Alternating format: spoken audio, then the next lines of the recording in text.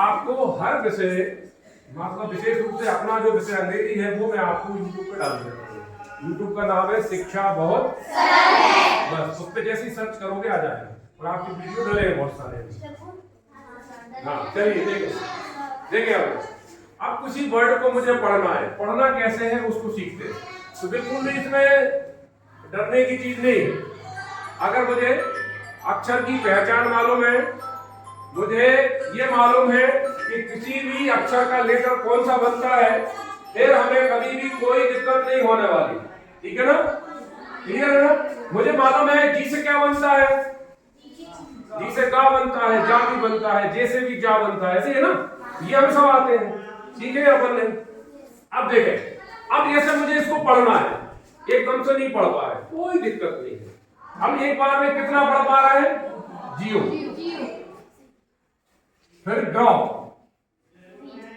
और फिर देखो जियोग्राफी, जियोग्राफी, जियोग्राफी। एक बार पढ़ोगे, दो बार पढ़ोगे, तीन बार जैसे हम मन में पढ़ेंगे, एक बार क्या होगा, जब आप जैसे जल्दी पढ़ोगे तो वर्ड जुड़ जाएगा। क्लियर हो गया। अब देखें, कॉम, नी के शन। अब देखो communication.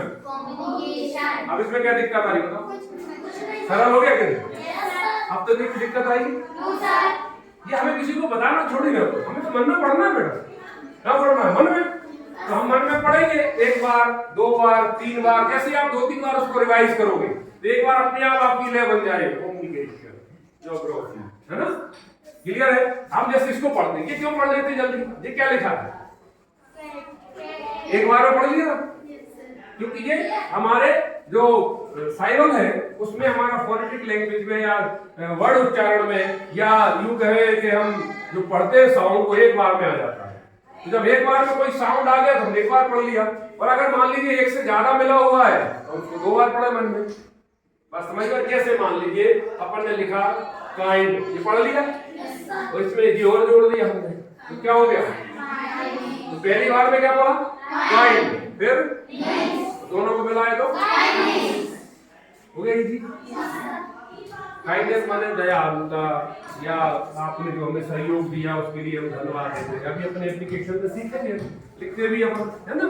I shall be highly obliged for this act of your kindness. ठीक है, बात समझ में आ गई सबको। अब पढ़ने में कोई दिक्कत है? अगर ऐसी कोई डाउट चीजें आती है, तो कोई वर्ड नहीं पढ़ पा रहे हैं, कोई शब्द नहीं पढ़ पा रहे हैं, किसी साउंड में दिक्कत है, तो आप पूछ लिया करें, है ना, तो आपको क्लियर कर दिया करेंगे। ठीक, यहाँ तक कोई दिक्कत है? चलिए आगे बढ़ते हैं अपन।